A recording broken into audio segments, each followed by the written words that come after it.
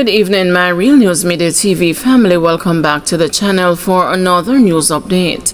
And in the news this evening, Indicom probes a fatal off-duty police shooting of woman at a Clarendon hotel. The Independent Commission of Investigations says it is investigating a shooting incident involving an off-duty policeman that left a woman dead at a hotel in Maypen, Clarendon on Sunday night.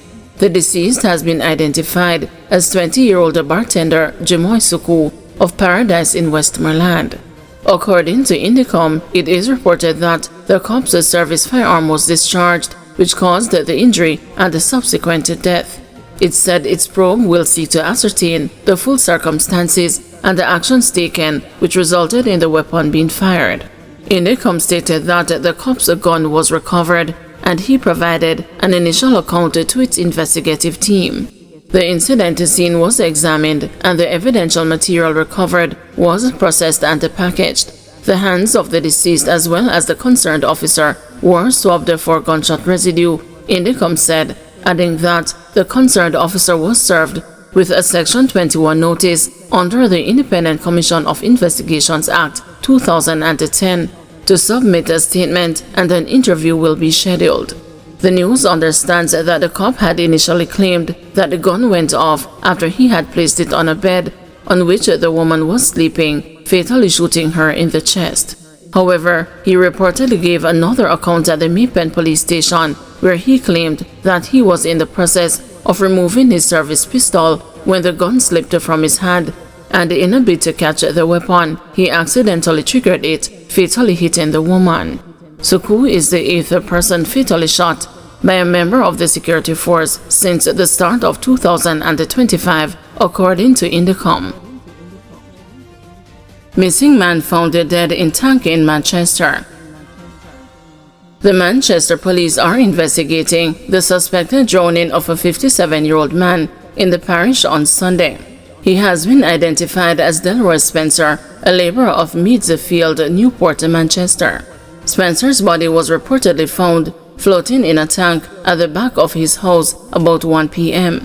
The Newport police say he was reported missing on Sunday by relatives. Education Ministry condemns a tragic and senseless killing of St. Mary teacher.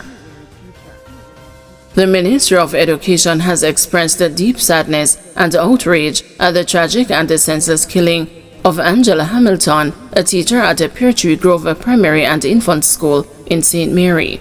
Hamilton's body was discovered in her home on Saturday.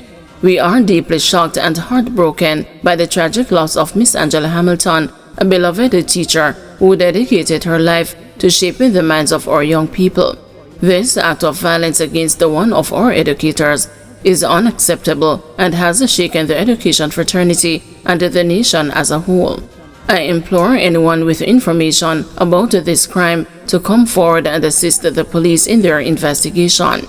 The perpetrator must be swiftly brought to justice, Education Minister Dana Morris Dixon said in a media release on Monday. The ministry says it has activated its regional team of guidance counselors and the grief support services to support the Pear Tree Grove Primary and Infant School community. Hamilton was last seen leaving work on Friday afternoon. She lived alone.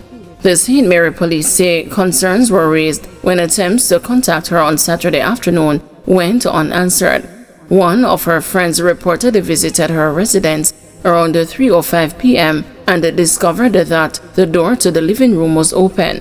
Upon entering the house, the friend reportedly found the teacher's body in the dining room. Her throat was slashed and she had a stab wound to the chest.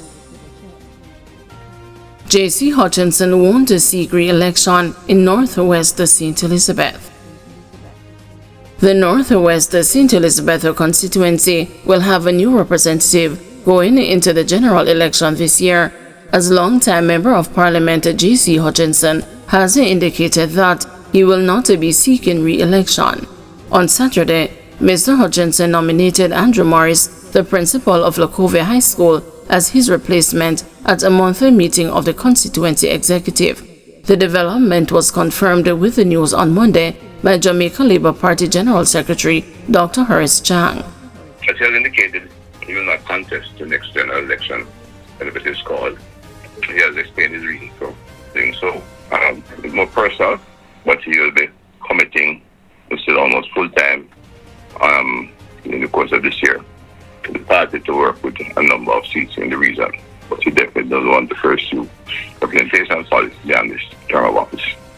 The new candidate, an active member of the constituency, he's a school principal, high school principal, so well established in the committee and the community.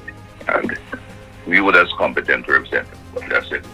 Till the selection committee of the party that will make the will review the recommendation and make a decision in consultation with the broader constituency. Change can come to nomination day. I don't have any immediate changes on hand, but we examine all the constituencies, their candidates, and we have a process of finalizing them, even if they're MPs. So we're going through that process now. Again, as I said, the JC never indicated to us, never gave an indication, and there are MPs who could take that position during the course in the next few months. In November last year, some residents of Northwest St. Elizabeth staged a demonstration calling for Mr. Hutchinson to be removed, citing his lack of representation.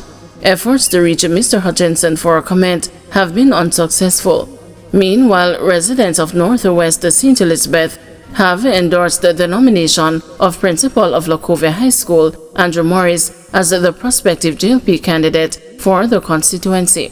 The residents say they are willing to work with whomever is selected. A long time we want somebody young. We can't take up a mantle in a Northwest St. Elizabeth. Some people may feel saying I do a good job, but we know saying do a very good job. We feel good, man. We feel good. Me like the decision we make. I make a decision before it's too late. So you think the candidate that he proposed would be a great candidate? What you mean? A person who me used to long time, you know, man. And I don't know he move up and down with the Jamaica Labour Party. And every council love him. And we know if we groom him like how we groom JC.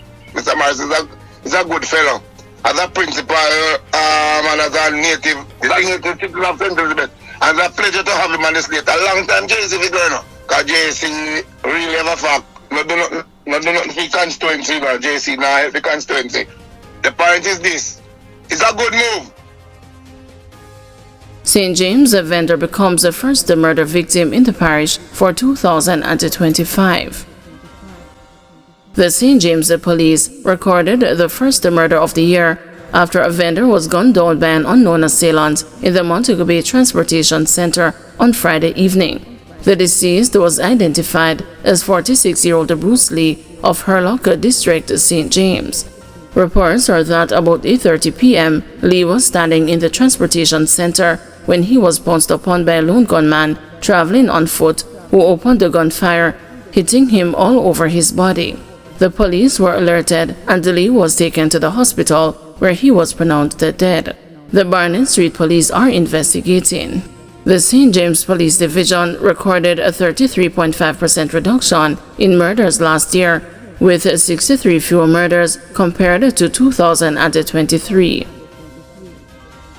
Thank you everyone for watching. See you tomorrow morning at 6 a.m. for another news update.